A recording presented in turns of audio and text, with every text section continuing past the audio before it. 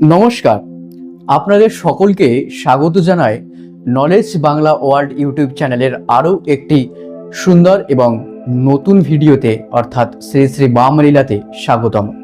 যদি এখনও আমাদের এই চ্যানেলটি সাবস্ক্রাইব না করে থাকেন বা যদি আপনারা এই চ্যানেলে নতুন হন তাহলে এখনই চ্যানেলটি সাবস্ক্রাইব করে নিন এবং পাশে থাকা বেল আইকনটি প্রেস করে নোটিফিকেশানটি অল করে রাখুন, যাতে আমাদের প্রতিটি আধ্যাত্মিক ও শ্রী শ্রী পরম ব্রহ্মগুরু বামাখ্যাপা বাবার লীলার ভিডিও সবার আগে আপনাদের কাছে পৌঁছে যায় তার জন্য।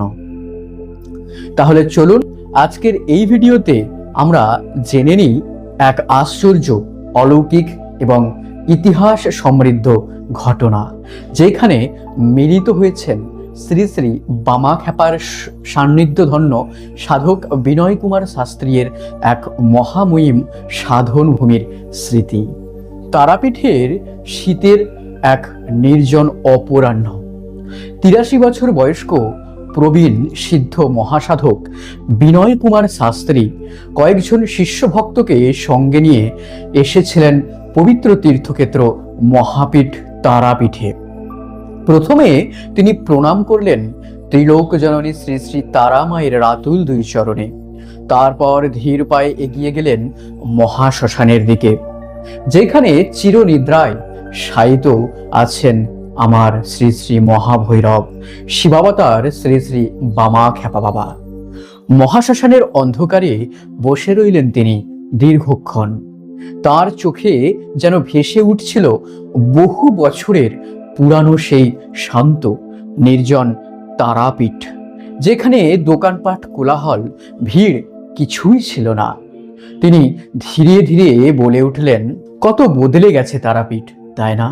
কি সুন্দর শান্ত নির্জন ছিল, আজ আর সেই রূপ নেই। শিষ্যরা নিঃশব্দে শুনতে লাগলেন তার সেই কথা। একজন ভক্ত তখন ভয়ে ভয়ে জিজ্ঞাসা করলেন, বাবা, আপনি কি শ্রীগুরু বামদেব বাবাকে দর্শন করেছেন? উত্তরে বিনয় কুমার শাস্ত্রী বলেছিলেন, আজ থেকে ৬৫ বছর আগে ১৯১০ সালে যখন আমার বয়স ১৮, তখন প্রথম এসেছিলাম শ্রী শ্রী পরম ব্রহ্মগুরু বামাখ্যাপা বাবার দর্শনে। তার কণ্ঠে ভেসে উঠল সেই আবেগ, মনে পড়ে যাচ্ছিল সেই স্মৃতিচারণা। বামাখ্যাপা বাবার কৃপা লাভ করেছি, তার অলৌকিক লীলা প্রত্যক্ষ করেছি এই নিজের দুই চোখে, সেটাই আমার জীবনের পরম সম্পদ। তারাপীঠের মহাশ্মশানে পঞ্চমুণ্ডির আসন তথা মায়ের যে চরণতলটি রয়েছে এবং ব্রহ্মগুরু শ্রী শ্রী বামদেব বাবার সমাধির পাশে বসে তখন বিনয় কুমার শাস্ত্রী তার শিষ্য ভক্তদের বলছিলেন যে আজ কত তারাপীঠ বদলে গেছে। তখন ছিল কত নিশ্চুপ, কত মায়াময়, কত নিঃশান্ত।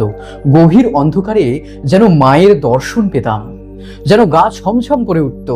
সেই শান্তি, সেই পবিত্রতা আজ আর তারাপীঠ থেকে অনেকটাই কমে গেছে। এই বলতে বলতে তিনি পরম পুরুষ শ্রী শ্রী বামদেব বাবার একাধিক লীলা কথা ধীরে ধীরে বলতে লাগলেন। সাধক বিনয় কুমার শাস্ত্রীর জন্ম হয়েছিল 1892 সালের জুন মাসে ফরিদপুর জেলার অন্তর্গত মাদারীপুর সাব ডিভিশনে, যেটা বর্তমানে বাংলাদেশের অন্তর্গত। 16 বছর বয়সে স্বাধীনতা আন্দোলনে অংশগ্রহণ করেছিলেন তিনি। 18 বছর যখন বয়স তার, তখন 1910 সালে তারাপীঠে এসেছিলেন শ্রী শ্রী বামাখ্যাপা বাবার দর্শন লাভ করবার জন্য। বামদেবের দর্শন কৃপা লাভ করে কিছুকাল তিনি তারাপীঠে অতিবাহিত করেছিলেন এবং এই সময়ে তারাপীঠে অবস্থানকালেই মহাভাগ্যবান যুবক অবতার শ্রী শ্রী পরম ব্রহ্মগুরু বামদেবের একাধিক লীলা তিনি স্বচক্ষে প্রত্যক্ষ করেছিলেন। আগে আজকেরই এই ভিডিওতে আমরা শুধুমাত্র বিনয় কুমার শাস্ত্রীর সেই দেখা লীলা কথা এবং তার দর্শনের কথাই বলতে চলেছি। পরবর্তী ভিডিওতে আপনারা বিশ্বকবি রবীন্দ্রনাথ ঠাকুর এবং চারণ কবি মুকুন্দ দাস এবং নেতাজি সুভাষচন্দ্র বসু পর্যন্ত শ্রীগুরু বামদেবের সঙ্গে দর্শন করেছিলেন, সেই সমস্ত ভিডিও আসতে চলেছে আগে এই চ্যানেলেই, তাই সাবস্ক্রাইব করে রাখুন। মনে রাখবেন, শ্রীগুরু বামদেব বাবা যে শুধুমাত্র শ্মশানে বসেই সাধনারত থাকতেন তা কিন্তু একদমই নয়। এর আগেও জেনেছি শ্রীগুরু বামদেব বাবার কাছে বহু বিপ্লবী এসেছিলেন, বিপ্লবী তারাখ্যাপা ইত্যাদি ইত্যাদি, আরও অনেকেই। সেই সমস্ত ঘটনা বা সেই সমস্ত ভিডিও আপনারা এই চ্যানেলেই পেয়ে যাবেন। তারাও কিন্তু শ্রীগুরু বামদেবের আশীর্বাদেই যে এই যে আমাদের মাতৃভূমি রয়েছে, একজন তো আমাদের দেশমাতৃকা আর একজন আমাদের জগৎজননী তারা মা, দুই আমাদের মা। তাই সেই দুই মায়ের জন্য কিন্তু শ্রীগুরু বামদেব বাবার অবদান কিছু কম ছিল না। যেমন এসেছিলেন কাজী নজরুল ইসলাম, ঠিক তেমনি বহু কবি, সাধক, বিপ্লবী ছিলেন যারা এসেছিলেন শ্রীগুরু বামদেব বাবার দর্শন করতে এই মহাপীঠ তারাপীঠের পুণ্যভূমিতে, এই মহাশ্মশানে, এবং তারা কৃপালাভও করেছিলেন। তো চলুন বিনয় কুমার শাস্ত্রী মহাশয় আগে কি বলেছেন সেটা আমরা জেনে নিই। একদিন আশ্রমে বসে আছেন পরম ব্রহ্মগুরু বামদেব বাবা। এমন সময় কয়েকজন লোক এক মৃতপ্রায় রোগীকে বাঁশের চালিতে করে এনে তার সামনে রাখলো। তারা কাঁদতে কাঁদতে বলল, বাবা দয়া করুন, বাবা দয়া করুন। বামদেব হঠাৎ উগ্রস্বরে বললেন, দূর হ সালারা। তারপর তিনি রোগীর বুকে উঠে বসে গলা টিপে ধরে প্রবলভাবে নাড়াতে লাগলেন। সেই ভয়ঙ্কর দৃশ্য দেখে তো রোগীর সাথে যারা ছিল তারা সকলে লুকিয়ে গেল ভয়ে কিছুটা দূরে ওই জঙ্গলের মধ্যে। যুবক বিনয় কুমার শাস্ত্রী ভাবলেন, এ তো খুনের দায়ে জড়িয়ে পড়বেন বাবা। প্রায় 72 বছরের বাবা, এই সময় যদি এই ব্যক্তির কিছু হয়ে যায় তাহলে তো বিপদের শেষ থাকবে না।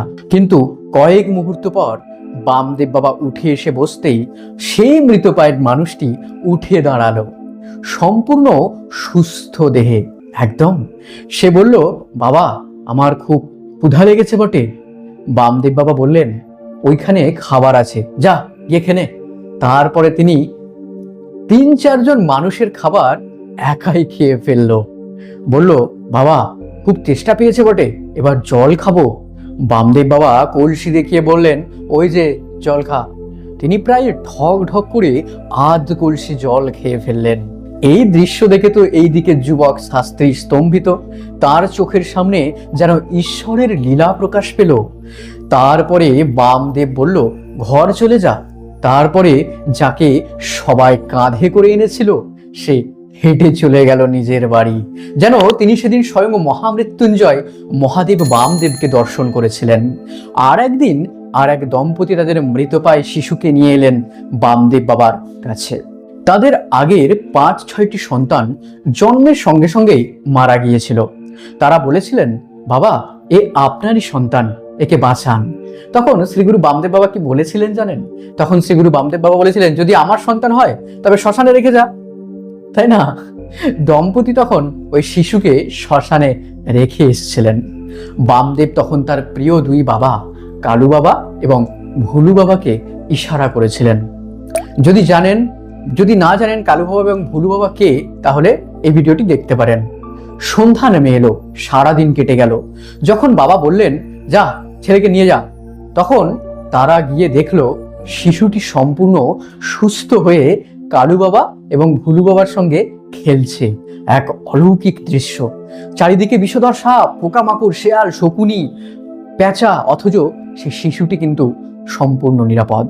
বামদেব বাবা বলেছিলেন, তারা মায়ের কৃপায় তোদের ছেলে বেঁচে গেল। তারা মায়ের নামে নাম রাখবি বাবা, তোদের ছেলের নাম তারা মায়ের নামে রাখবি। দম্পতির চোখে তখন জল, হৃদয়ে অশেষ কৃতজ্ঞতা। শ্রীগুরু বামদেব বাবার চরণে প্রণাম জানিয়ে এবং তাদের ওই মৃতপ্রায় শিশুকে নিয়ে তারপর তারা সেই মহাশ্মশান থেকে নিজের বাড়ি ফিরে গিয়েছিলেন।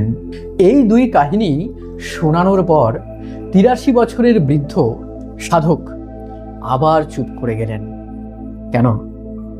মহাশ্মশানের নিবিড় অন্ধকারে কেবল কয়েকটি মোমবাতির আলো জ্বলছিল।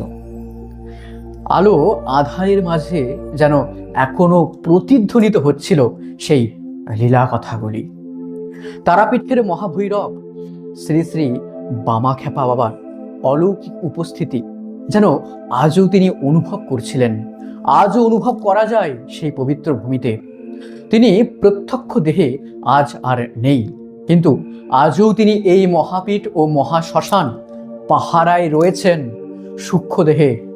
সবাই তাকে অনুভব করতে পারে না, কারণ আমাদের এই বাইরের শরীর এবং বাইরের দৃষ্টি দিয়ে তাকে অনুভব করা অসম্ভব। একমাত্র অন্তরের গভীর ভক্তি ও শুদ্ধ ভক্তি ছাড়া তাকে দেখা অসম্ভব, অনুভব করতে হয়।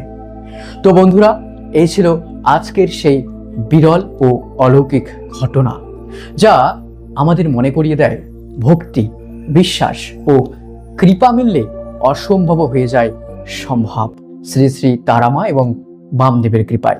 আজও যারা বলেন শ্রী গুরু বামদেব বাবা তারামা আর এই তারাপীঠে নেই, তারাপীঠ ছেড়ে চলে গেছেন, আসলে নয় বন্ধুরা। তা আপনাদেরকে বুঝতে হবে, যারা তন্ত্র সাধক রয়েছেন, যারা প্রকৃত হৃদয়ের মানুষ রয়েছেন, যারা মানুষের সেবায় দিনরাত রয়েছেন, তারা কিন্তু এই মহাশ্মশানে গুরুদেব এবং তারামাকে ফিল করতে পারেন। আপনাকেও সেটা বুঝতে হবে।